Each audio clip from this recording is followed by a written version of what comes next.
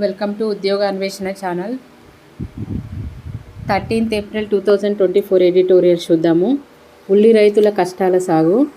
ఉల్లి రైతుల గురించి, ఉల్లి పండించే రైతుల గురించి, వాళ్ళ గురించి వాళ్ళకి జరిగే ఇబ్బందుల గురించి, ఎదుర్కొంటున్న సమస్యల గురించి ఇవ్వడం అనేది జరిగింది. వంటింట్లోనే కాదు, భారత వ్యవసాయ రంగంలోనూ ఉల్లి పంట ఎంతో కీలకమైంది. ఉల్లిగడ్డ ధరల్లోనూ హెచ్చుతగ్గులు రాజకీయ కంపనాలకు సైతము కారణమవుతున్నాయి. అందువల్ల వాటి ధరల స్థిరీకరణపై కేంద్రం దృష్టి సారించింది. దేశంలో ఉల్లి ధరల అదుపులో ఉంచేందుకు కేంద్ర ప్రభుత్వం చర్యలు తీసుకుంటుంది. అందులో భాగంగా ఉల్లి నిల్వలను బఫర్ స్టాక్ పెంచేందుకు తాజాగా రైతుల నుంచి 5 లక్షల టన్నుల సేకరించిన ప్రక్రియ మొదలు అయింది. ప్రస్తుతము రబీ పంట మార్కెట్లోకి వస్తుంది. ఉల్లి ఉత్పత్తిలో రబీ పంట చాలా కీలకము. ఖరీఫ్ పంటతో పోలిస్తే ఇది ఎక్కువ కాలము నిల్వ ఉంటుంది. బఫర్ స్టాక్ కోసము 2023-24లో రబీ, ఖరీఫ్ సీజన్లు కలిసి 6.4 లక్షల టన్నుల ఉల్లిని కేంద్రం సేకరించింది. నిరుడు దిగుబడులు తక్కువగా ఉండడము ధరలపైకి ఎగబాకుతాయి. అదే సమయంలో ప్రభుత్వ సంస్థలు కిలో రూపాయికి 25 రూపాయల చొప్పున బంగారం బహిరంగ మార్కెట్లో విక్రయించాయి. ప్రస్తుతం ప్రభుత్వాల వద్ద ఉల్లి నిల్వలు తగ్గిపోవడంతో రైతుల నుంచి సేకరించాలని కేంద్రం నిర్ణయించింది. దేశీయ అవసరాలు తగ్గిన దిగుబడుల కారణంగా ఉల్లి ఎగుమతులపై ఇప్పటికే ప్రభుత్వం నిషేధం విధించింది. నిరుడు ఆగస్టులో ఉల్లి ఎగుమతులపై కేంద్రము 40% సుంకం విధించింది. ఆ తర్వాత అక్టోబర్ 29 నుంచి టన్నుకు కనిష్ట ఎగుమతుల ధర $800 నిర్ణయించింది. డిసెంబర్ 8 నుంచి ఎగుమతులు నిషేధించింది. మద్దతు ధరతో ఉల్లి సేకరణ రైతులకు ప్రయోజనకరమని ప్రభుత్వ వర్గాలు చెబుతున్నాయి. 2023-24 జూలైలో ఉల్లి ఉత్పత్తి 254.73 లక్షల టన్నులకు ఉంటుందని అంచనా. అంతకు ముందు సంవత్సరము ఉల్లి ఉత్పత్తి 302.08 లక్షల టన్నులకు ఉల్లి ఎగుమతులకు నిషేధించిన ఇండియాపై ఆధారపడి దేశాలకు సరఫరా కొనసాగించాలని ప్రభుత్వం నిర్ణయించింది. ఈ క్రమంలో భూటాను, బహ్రెయిన్, మారిషస్, బంగ్లాదేశ్, యుఏఈలకు ఎగుమతి చేయాలని అనుమతించింది. ప్రపంచంలో ఉల్లి ఉత్పత్తి పరంగా చైనా తర్వాతి స్థానం భారత్దే. ప్రపంచంలో ఉల్లి ఉత్పత్తిలో ఫస్ట్ చైనా, తర్వాత భారత్ రెండో స్థానంలో ఉంది. దేశీయంగా పండే ఉల్లిలో 40% మహారాష్ట్ర నుంచే వస్తుంది. ఎక్కువగా మహారాష్ట్ర నుండి వస్తుంది. 2022-23లో భారత్ నుంచి రూపాయలు 4,522 కోట్ల విలువైన ఉల్లి వివిధ దేశాలకు ఎగుమతి అయ్యింది.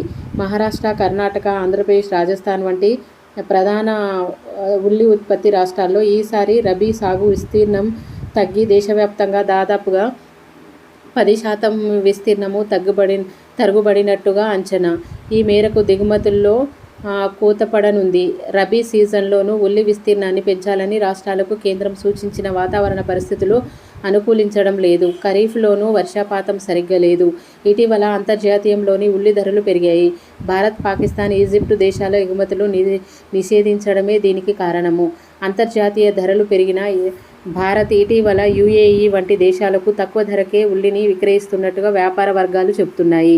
నిలకడలేని ఉల్లి ధరలు అన్నదాతలకు శాపంగా మారాయి. దిగుమతులు బాగా ఉన్నప్పుడు అమాంతము ధరలు తగ్గడము, సరఫరా తగ్గే సమయంలో ధరలు పెరగడం సర్వసాధారణమైంది.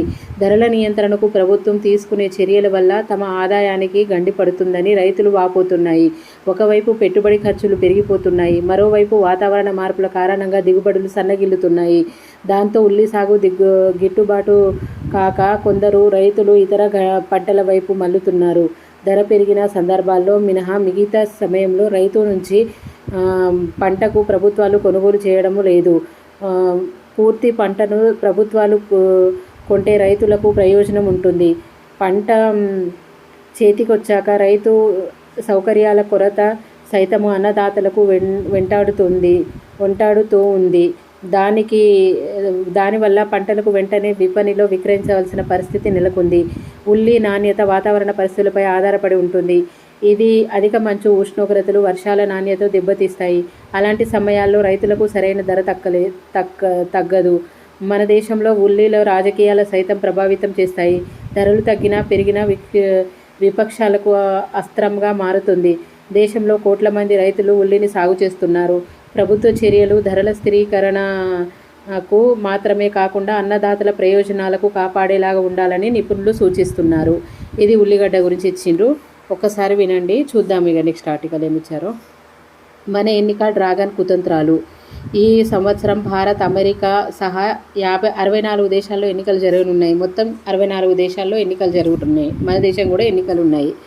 ఓటర్లలో విభజన తేవడం ద్వారా ఎన్నికల ఫలితాలు ప్రభావితం చేయడానికి విదేశీ శక్తులు ఇప్పటికే కృత్రిమ మేధను ఏఐని ప్రయోగిస్తున్నాయి. భారత్లో ప్రస్తుతం పార్లమెంట్ ఎన్నికల సందర్భంగా చైనా కుతంత్రాలు ఇచ్చే అవకాశం ఉందన్న విశ్లేషణలు వినిపిస్తున్నాయి.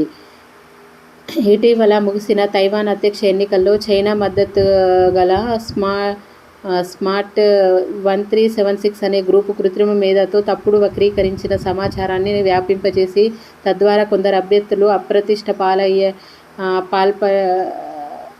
పాల్చేయడానికి ఓటర్లు తికమక పెట్టడానికి ప్రయత్నించింది. భారత్లోనూ లోక్సభ ఎన్నికల్లో చైనా ఇదే విధంగా జోక్యం చేసుకోవచ్చని మైక్రోసాఫ్ట్ వ్యవస్థాపకుడు బిల్గేట్స్ ఇటీవల ప్రధాని మోడీని కలిసినప్పుడు హెచ్చరించారు. ఈ ఏడాది నవంబర్లో జరిగే అమెరికా అధ్యక్ష ఎన్నికలను ప్రభావితం చేయడానికి రష్యాతో పాటు చైనా సైతము ప్రయత్నిస్తుందని అక్కడి గూఢచార్య సంస్థలు భావిస్తున్నాయి.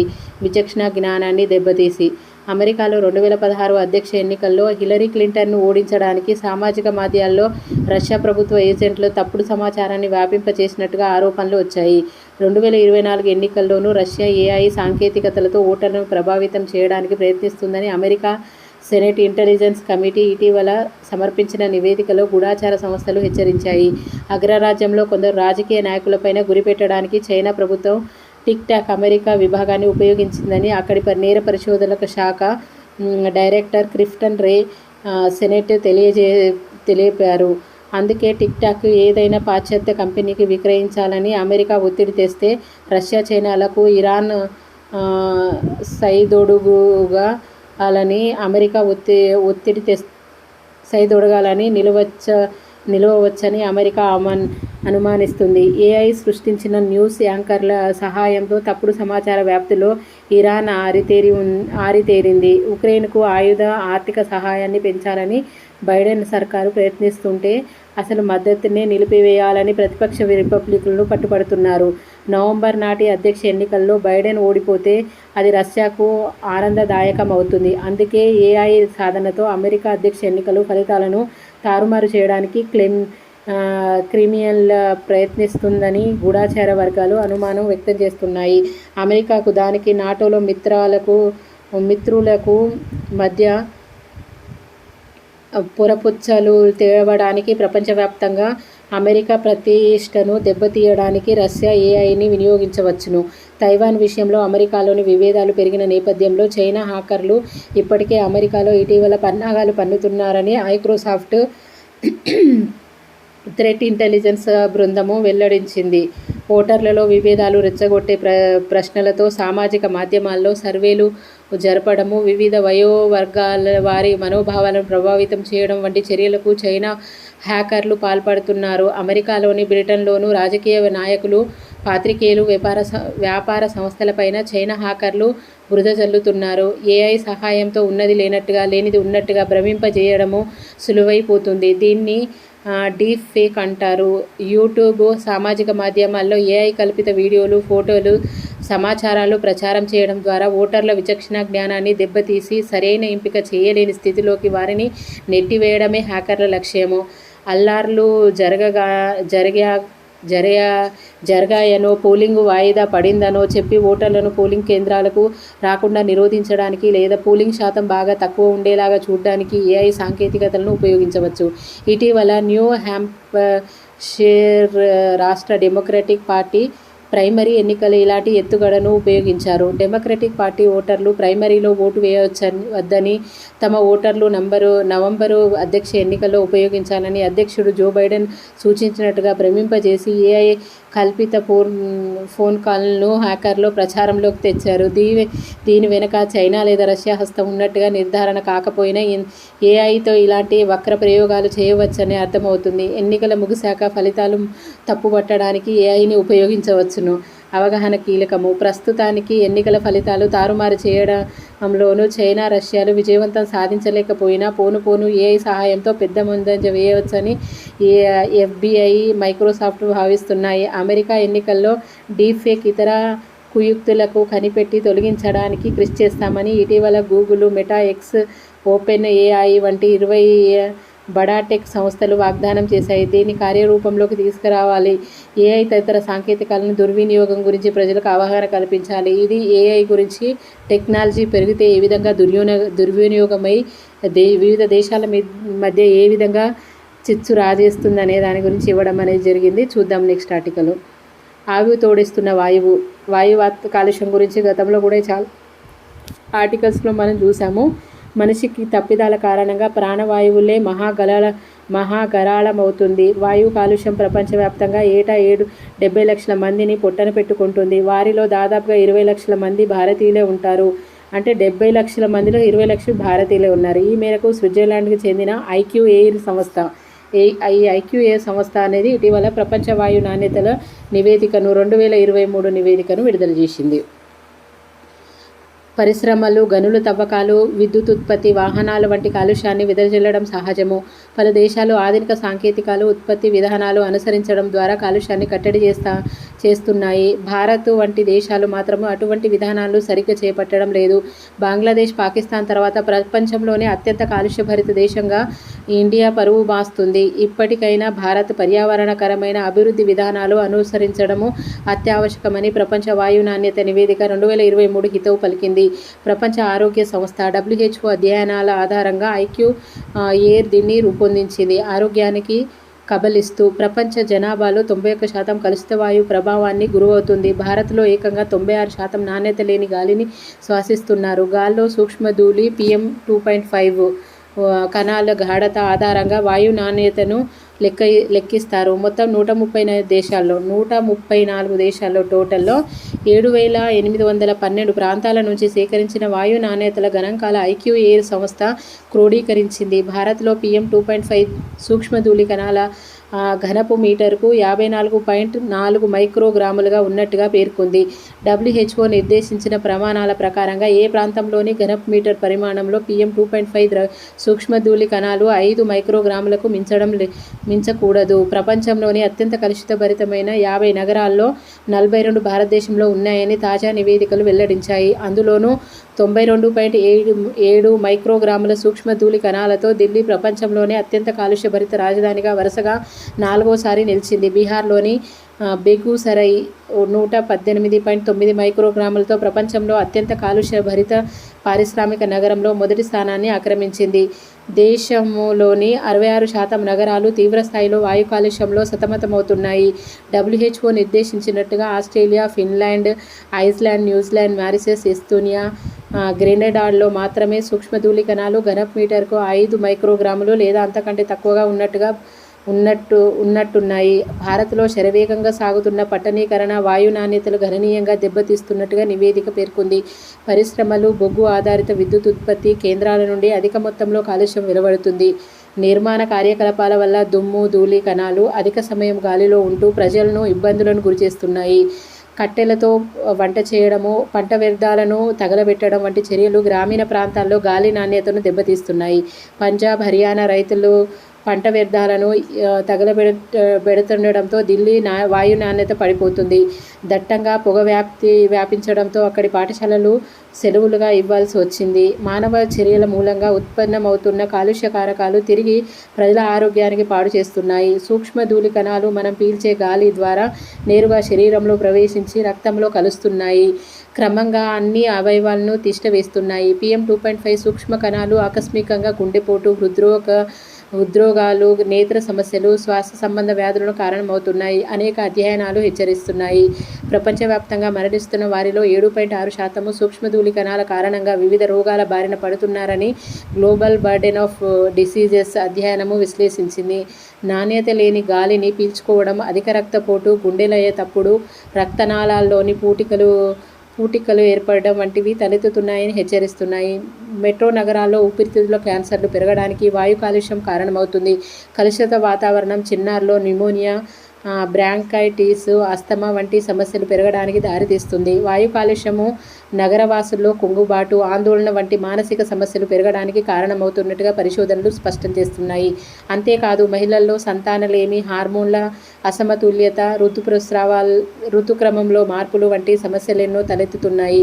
పీల్చే గాలి WHO ప్రమాణాలకు అనుగుణంగా ఉంటే భారత్లో సగటు ఆయుర్దారము 5.2 ఏళ్లు, ఢిల్లీలోనైతే 11.9 సంవత్సరాల మేర పెరిగిపోతుందని పరిశోధకులు చెబుతున్నారు.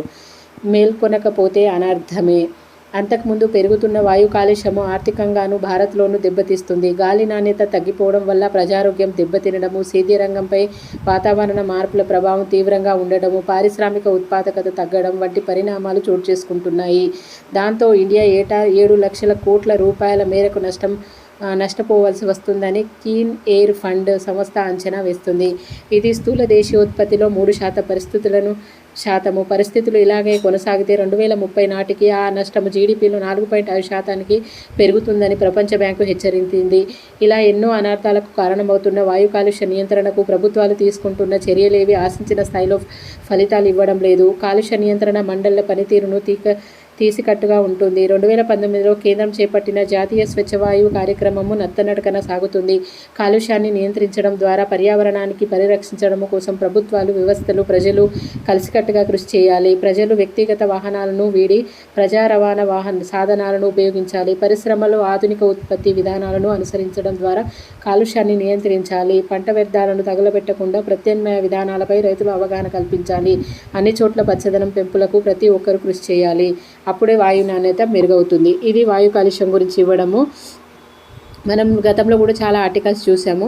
ఈ కాలుష్యానికి గల కారణాలు, దానిలో కొలవడానికి ఉపయోగించే లైక్ PM 2.5 దాంతోనే ఒక ఘనపు సెంటీమీటర్లో వాయు యొక్క నాణ్యత ఎట్లున్నది అని చెప్తున్నారు. మన భారతదేశంలో అత్యధికంగా అతి వేగంగా పట్టణీకరణ జరగడం వల్ల ఈ కాలుష్యం కూడా ప్రభావం ఎక్కువగా ఉన్నట్టుగా తెలుస్తుంది. ఇది ఇందులో ఇచ్చిన ఆర్టికల్కి సంబంధించినది. చూద్దాం నెక్స్ట్ ఆర్టికల్. బడికి ఒత్తిడి ఒరవడి. 2 దశాబ్దాల క్రితం రాష్ట్రపతి అబ్దుల్ కలాం భవిష్యత్ తరాల ప్రస్తావన గతిపైన అందమైన కలగన్నారు. ప్రతి తల్లి, తండ్రి సమీపంలోని పాఠశాలకు వెళ్ళి తమ పిల్లల్ని అందులో చేర్చాలి. విలువలతో కూడిన మెరుగైన విద్య తమ సంతానానికి అందుతుందన్న ఆనందంతో ఇంటింటికి చేరాలి అని నాడాయన ఆకాంక్షించారు. సర్కారీ బడుల్లో తమ బిడ్డలు రాణిస్తారన్న భరోసా కొరవడ్డ తల్లిదండ్రులు ఎందరో నేడు ప్రైవేటు స్కూళ్ళే శరణ్యమవుతున్నాయి. సంతానం పైన అమ్మానాన్నల ఆశల్ని ప్రైవేటు సంస్థలు పోటాపోటీగా సొమ్ము చేసుకుంటున్నాయి. గ్లోబల్, ఇంటర్నేషనల్ అంటూ ఆకర్షణీయ విశేషణాలు తగిలించుకొని ఎన్నో స్కూళ్ళు LKG ప్రవేశాలకు లక్షల్లో డబ్బులు గుంజుతున్నారు. ఖరీదైన పుస్తకాలు, ఇతరితర వస్తు సామగ్రిని నిస్సహాయ తల్లిదండ్రులతో బలవంతంగా కొనిపించడంలో మరికొన్ని స్కూళ్ళు ఆరితేరిపోతున్నాయి. ఈ దుస్థితిపైన తీవ్ర విమర్శల నేపథ్యంలో వివిధ రాష్ట్రాలకు రాసిన లేఖల్లో NCPCR జాతీయ బాలల హక్కుల పరిరక్షణ సంఘము సారథి ప్రియాంక కనుంగో కొన్ని కీలక అంశాన్ని లేవనెత్తారు. ప్రైవేటు బడుల్లో విద్యా వ్యయ నియంత్రణ, దేశమంతటా ఏకరీతి పాఠ్య ప్రణాళిక, ఒకే తరహా పుస్తకాల కూర్పు, మూల్యాంకన పద్ధతులు గట్టిగా ఓటేశారు. పాఠ్యపుస్తకాల ముద్రణ, కాంట్రాక్టుల అప్పగింతల్లో చీకటి ఒప్పందాలు కుదిరాయంటున్న ఏపీతో పాటు తక్కిన చోట్ల విధి విధానాల ప్రక్షాళన కసరత్తు ఏ మేరకు చురుకందుకుంటుందో చూడాలి. గతంలో విద్యా హక్కుల చట్టం నిర్దేశాలు NCERT జాతీయ విద్యా పరిశోధన శిక్ష NCERT అనేది ప్రతిపాదనలు సరైన మన్ననను నోచుకొని పర్యవసానంగానే దేశంలో ప్రాథమిక దశ నుంచి చదువులకు జాడ్యాలెన్నో సంక్రమిస్తున్నాయి. ఈసారైనా NCPR విధించిన నెల గడువుల్లో రాష్ట్రాలు స్పందించి పరివర్తన దోహదపడతాయా అన్నదే ప్రస్తుతానికి సమాధానం దొరకని ప్రశ్న. 12 ఏళ్ల క్రితము ఢిల్లీ, చెన్నై, బెంగళూరు, హైదరాబాదు సహా 10 ప్రధాన నగరాల్లో అసోచాము భారత వాణిజ్య పరిశ్రమ సంస్థ నిర్వహించిన అధ్యయనము నిర్ఘంతపరిచే అంశాలని వెల్లడించింది.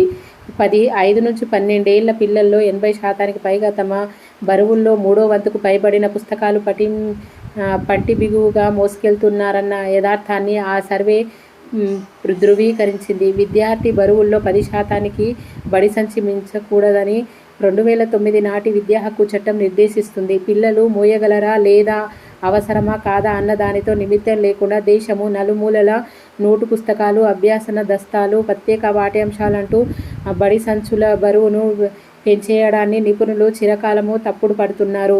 కర్ణాటక వంటివి ప్రధాన తరగతులు విద్యార్థులకు సగానికి పైగా పుస్తకాలు తగ్గించి చురుకుతనానికి, ఇతరతర నైపుణ్యాలకు మూల్యాంకనంలో చోటు పెడుతున్నాయి. ప్రాథమిక స్థాయిలో అన్ని సబ్జెక్టులు, హోంవర్క్ని ఒకే పుస్తకంలో చేయించాలని, నెలలో కొన్ని నిర్ణీత రోజుల్లో సంచుల బరువుల నుంచి పిల్లలకు ఉపశమనం కలిగించాలన్న మునుపటి సిఫారసును శిరోధార్యమైనవే.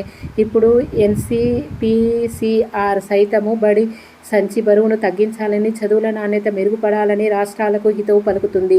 ఈ జాగ్రత్తలు తీసుకోవడంతో పాటు పునాది స్థాయి బోధన సిబ్బందికి నిరంతర శిక్షణ, తరగతి గదుల్లో అన్నింటినీ మౌలిక వసతుల పరికల్పన, విద్యార్థుల కోసము ప్రత్యేక సదుపాయాల ఏర్పాటు చురుకులందుకోవాలి.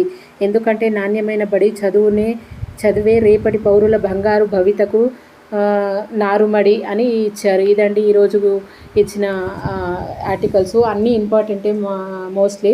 అన్నిటినీ 1కి 2 సార్లు వినండి, చదవండి. ఇవి ఈ రోజుకు సంబంధించిన ముఖ్యమైన ఎడిటోరియల్స్. మీకు నచ్చితే ఈ ఛానల్ని లైక్ చేయండి, షేర్ చేయండి, సబ్స్క్రైబ్ చేయండి.